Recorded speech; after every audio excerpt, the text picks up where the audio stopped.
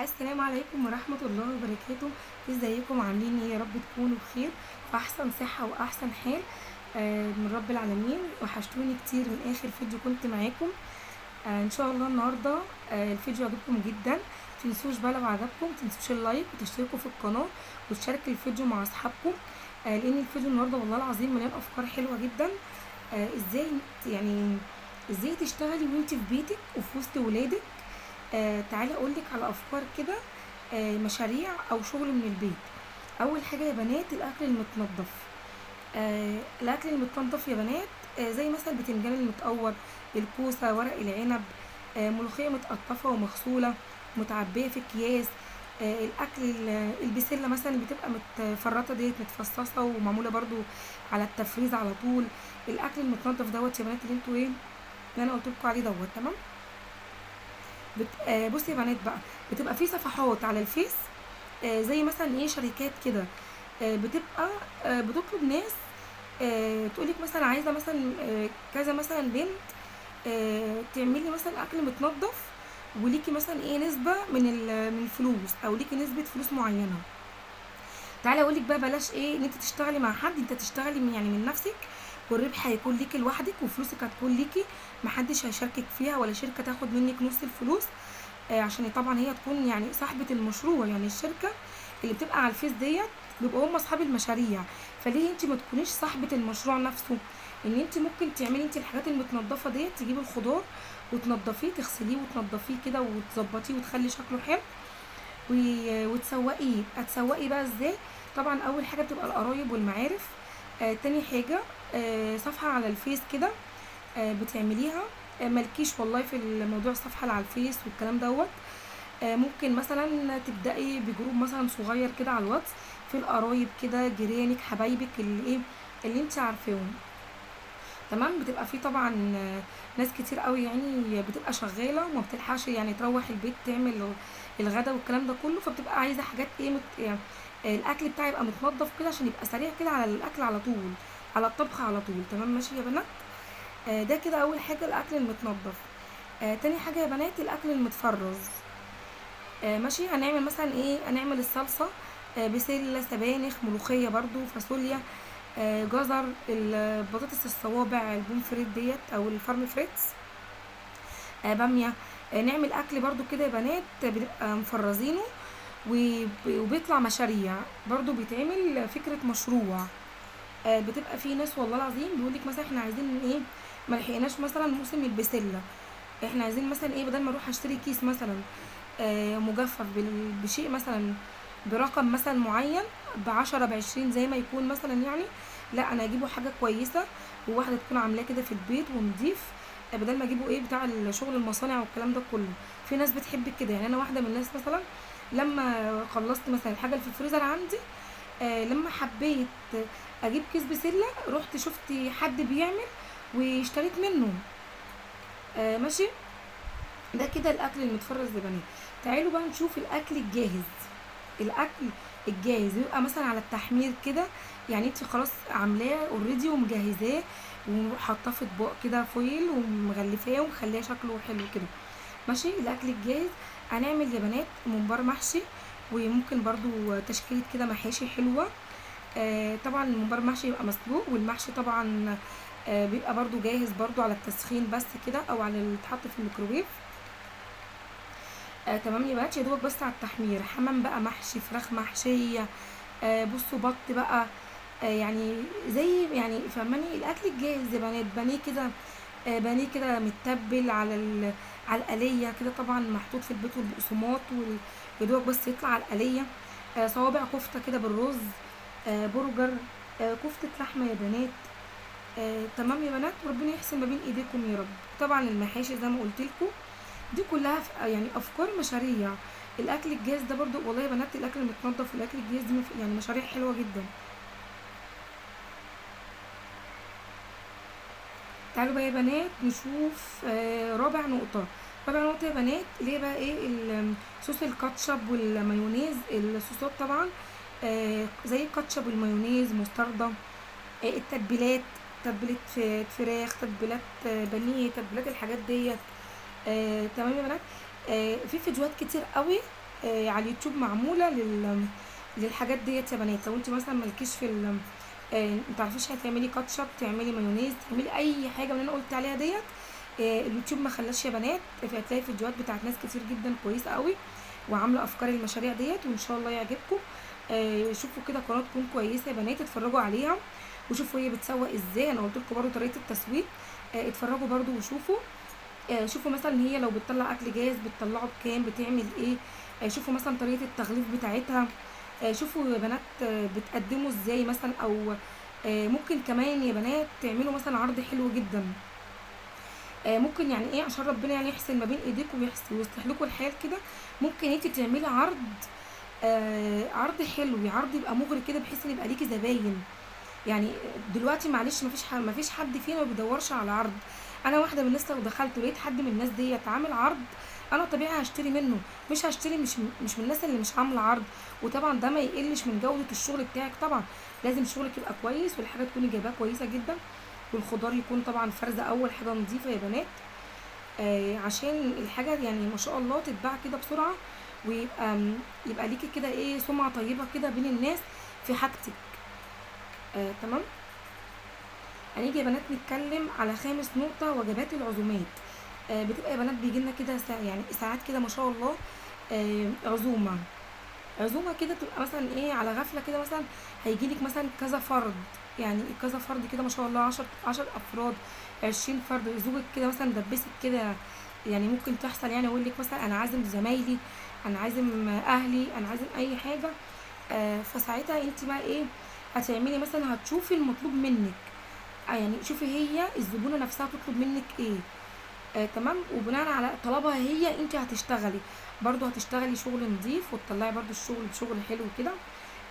تطلعيه بشكل كده شكله يعني يبقى يعني يفتح النفس كده، والتغليف يبقى شكله حلو، والحاجه كده توصل حلوه كده للزبون. وربنا يحسن ما بين ايديكم يا رب جميعا يا رب، ويرزقكم الخير كله. ماشي يا بنات. سادس نقطه بقى في المناسبات، عندنا طبعا العيد الصغير والعيد الكبير. عندنا العيد الصغير بيبقى الكحك والبسكوت والبوتي فور بقى والنواعم والحاجات الحلوه بتاعت العيد الصغير دي كلها يا بنات. برضو ممكن يبقى مطلوب منك. طب انت بقى ايه، خلاص بقى بقيتي ايه صاحبة اعمال بقى، ربنا يفتح عليكم جميعا يا رب ويرزقكم الخير كله. آه هتعملي الكحك والبسكويت برضو كده بشكل حلو كده برضو، وتشوفي برضو الزبون برضو هيعوزوا ازاي. في اللي بيعوزوا بسمنه بلدي، في اللي بيعوز بسمنه عاديه. شوفي انت برضو مقدرتك في الشغل اللي هتطلعيه برضو. يعني ايه، ما تكلفيش المشروع برضو جامد. تمام. ده طبعا مش تكلفه يا بنات ولا اي حاجه، انت طبعا بتاخدي عربون من الزبون قبل ما تشتغلي، وبتشوفي المطلوب وبتعمليه. ولو الحاجه طبعا كويسه ربنا بيفتح عليكي والمشروع بتاعك بيكبر. بيجي لنا طبعا العيد الكبير طبعا بقى العيد الكبير بيبقى ممكن برضو الصواني يا بنات عارفينها، بتبقى الجاهزه دي الصينيه العزومات بتاعت العيد الكبير. اللي بتبقى فيها كفته وسجق وحاجات المذبح والحاجات الجميله دي يا بنات. ماشي. برضو بتطلب برضو من الناس. فتت بقى كوارع كده يا بنات، وفتت لحمه والحاجات الحلوه ديت. عندنا برضو مناسبة شم النسيم برضو، والناس بتعمل الفسيخ. لو ما بتعرفيش هرجع برضو اقولك في قنوات على اليوتيوب بتعمل الفسيخ كويس جدا. اعملي كده وجربي وربنا يحسن ما بين ايديكي. سابع نقطة يا بنات هنتكلم على الحلويات. لو حد بقى عنده ايه يعني هواية كده ومتمكن، تشوفي بقى ايه. آه ممكن بقى تعملي بقى ايه، بصي يعني ايه ما تبالغيش برضو. ممكن تعملي طبق كده مثلا بسيط كده مش كبير، وفيه كده من كل نوع حاجة. لو مش بتعرفي برضو تعملي حلويات، اتعلمي برضو من على النت برضو يا بنات. من على النت كل حاجة بقول لكم، اليوتيوب ما خلاش. شوفي شيفات كتير جدا بسم الله ما شاء الله، مش عايزه اذكر اسامي لان في كتير قوي والله العظيم شاطرين قوي في الموضوع دوت. وهقول لك رقم 10، إلا التسويق لمنتجات لشركات معروفة على النت. بتبقى فيها بنات أصحاب كده صفحات بيبقوا بلوجر. ما شاء الله عليهم، بيبقوا عاملين لنفسهم كده منتجات. بيبقوا طالبين الناس يسوقوا لهم المنتجات بتاعتهم عن طريق النت. تمام يا بنات. بشركات شركات بتبقى الشغل شركات. بس هما بيبقوا أصحاب صفحات على الفيس. دوري كده على الفيس هتلاقي، بدون ذكر اسماء يعني حد. انت لو قعدتي كده قلبتي في الفيس عندك هتلاقي اللي انا بقول لك فيه ده كله، وانا مش جايبه حاجه من عندي. تمام، يعني اللي انا بقول لك عليه ده كله شغل، ويمكن انا كمان يعني مريت بالموضوع دوت، او باللي انا بتكلم فيه. تمام. 11 فكره معانا او 11 مشروع. لو حد عنده مكنه خياطه، لو عندك مكنه خياطه اشتغلي بيها، اشتغلي بالمكنه ديت. ممكن تبداي مثلا بخياطه ملايات، فساتين. لو انت متمكنه جدا ممكن تفصلي. لو انت لسه كده يعني بتبتدي وعايزه تتعلمي، اتعلمي من النت، اتعلمي من واحده جارتك تكون متعلمه شغل الخياطه. هتقولك مثلا تبداي ازاي، تعملي ايه، بتقصي ازاي. كنت اعرف واحده جارتي بدات يعني المشروع بتاعها دوت بمكنه كانت عندها في البيت، واتعلمت اول حاجه الملايات، الملايات والستاير، عشان سهله جدا يا بنات، شغل الملايات والستاير. ماشي يا بنات. 12 مشروع معانا المشغولات اليدويه.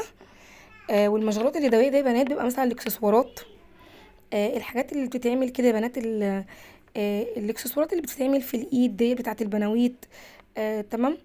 ممكن ايه تاني، ممكن مثلا تشوفي حد قريب منك يكون مثلا عنده شغل كده.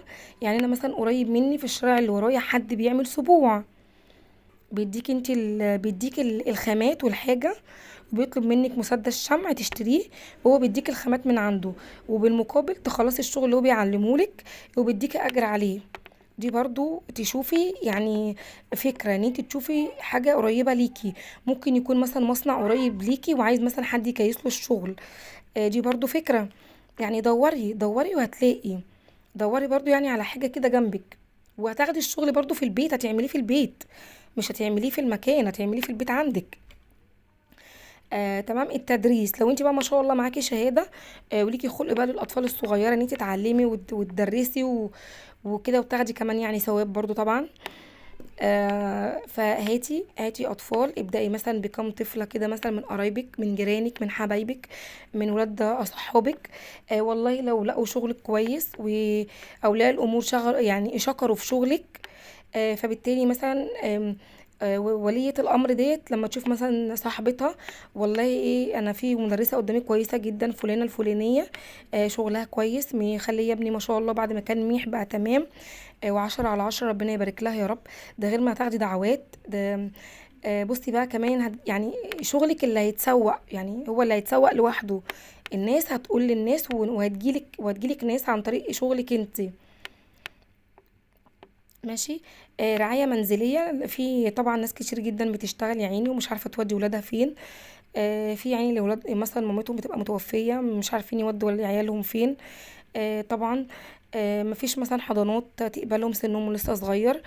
فممكن تعملي حاجة زي كده في البيت، راعي ربنا بس فيهم، وتكوني اهم حاجة المكان نظيف، وتكوني مأمنة يعني كل الرعاية الكاملة للأطفال.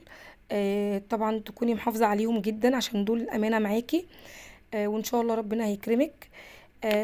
والله طفل على اتنين على تلاتة، والله ربنا يكرمك يعني، فهماني، وإن شاء الله بإذن الله. آخر مشروع معانا بقى يا بنات هو قناة من اليوتيوب. تشوفي تفتحي اليوتيوب وتقولي ازاي تنشئي قناة وتعملي قناة على اليوتيوب. انت شوفي شغفك رايح، يعني شغفك ليه، انت حبك لايه، شوفي انت حابة ايه تعمليه. تمام. في قنوات طبخ، في قنوات تعليم، في قنوات والله العظيم بتبقى مثلا تفصيل زي ما قلت لك كده، مثلا عندها مكنه وبتفصل في نفس الوقت، عامله قناه وبتوري الناس بتعلم الناس الخياطه. في ناس بتعلم الكتابه والقرايه. في والله ناس زي كده مثلا بتعمل ميزانيات وتدي افكار لمشاريع. يعني في حاجات كتير جدا يا بنات، افتحوا اليوتيوب وشوفوا، وان شاء الله ربنا يكرمكم. وده كان فيديو النهارده، ما تنسوش بقى تشاركوا الفيديو مع كل اصحابكم لو عجبكم، خلي الناس كده كلها تستفيد والخير كده يعم على الكل. باذن الله. ما تنسينيش بقى في دعوه حلوه، في دعوه حلوه منك بصلاح الحال، ربنا يصلح حالنا جميعا يا رب ويصلح لكم الحال.